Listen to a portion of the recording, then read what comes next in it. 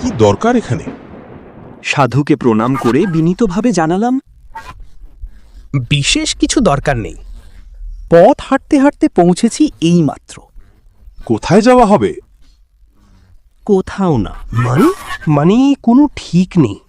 সাধু কি বুঝলো জানি না। কিছুক্ষণ আমার মুখের দিকে স্থির হয়ে তাকিয়ে থাকে, তারপর তার মুখে একটা সূক্ষ্ম হাসি ফুটল।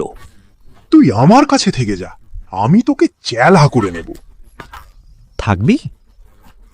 বললাম, বেশ, থাকব।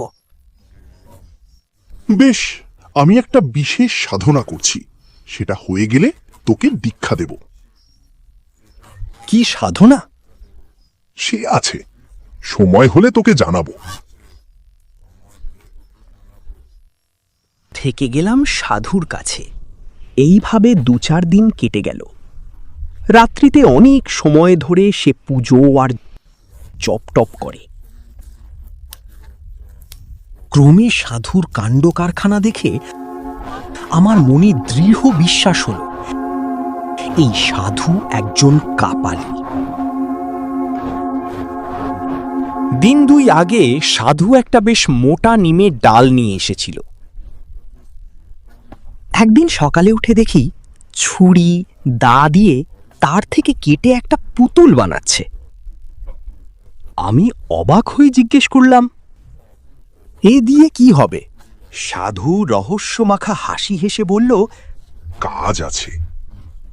তখনও পর্যন্ত সাধুর আসল উদ্দেশ্য বুঝতে পারিনি। পারলে আর এক মুহূর্ত সেখানে থাকতাম না। এভাবে আরো 3-4 দিন কাটল। তুমি প্রকৃতির সংহার শক্তিতে বিশ্বাস করো? আগে ঠিক বুঝলাম না।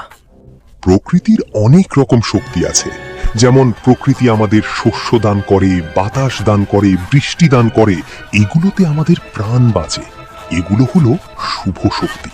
আবার মহামারী, দুর্ভিক্ষ, উপনা, এগুলো হলো সংহারক শক্তি। এছাড়াও অদৃশ্য অদ্ভুত মারক শক্তি আছে, যা সাধনার দ্বারা তাদের জাগ্রত করা যায়। যেমন বেতাল জাগানো।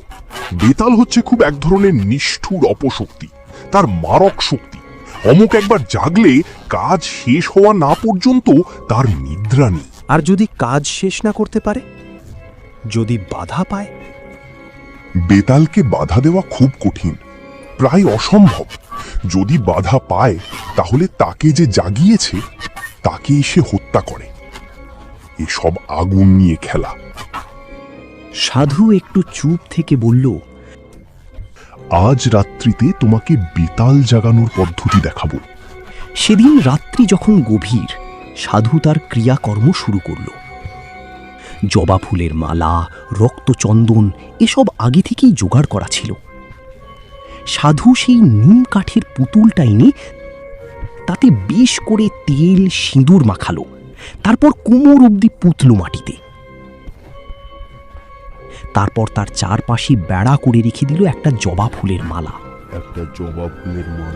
তারপর পদ্মাসনে বসে পিড়পিড় কি সব মন্ত্র বলতে বলতে পুতুলটার উপর চন্দনের ছিটে দিতে লাগলো। ওম নমঃ শিবায় নমঃ।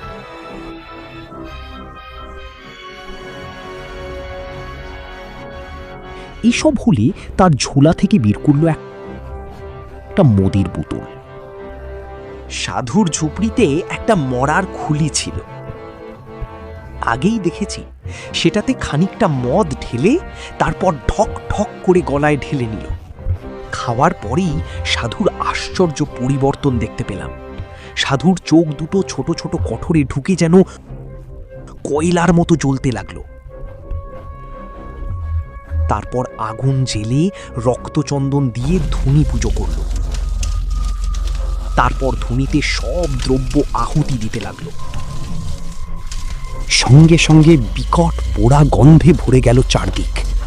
তারপর সাধু বিক্ষিত করা হেসে উঠল।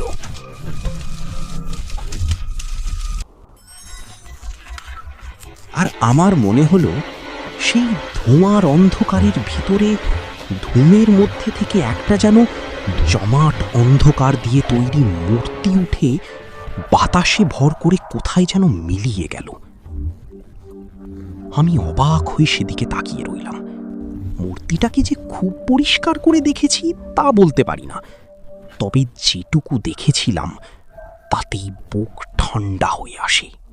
দেখলে ওই বেতাল কোথায় গেল? এদিকে সরে এসো। এতদিন আসল কথাটা তোমাকে বলিনি, আজ বলি।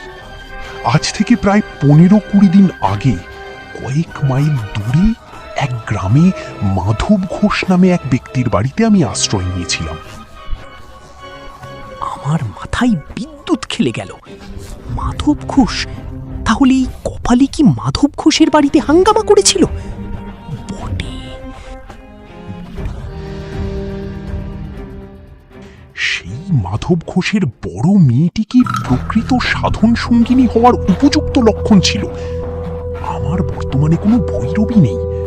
আমি পরদিন মাধব ঘোষের কাছ থেকে ওই মেয়েটিকে চাইলাম সাধনার জন্য। মাধব দিল তো নাই, অথচ অপমান করে আমাকে তাড়িয়ে দিল। সে অপমান বুকের মধ্যে কাঁটার মতো বেঁধে আছে। আসবার সময় মাধব আমাকে ঘাড় ধাক্কা দেয়, আমার গায়ে হাত। ঘোষ, এবার দেখব তোমাকে।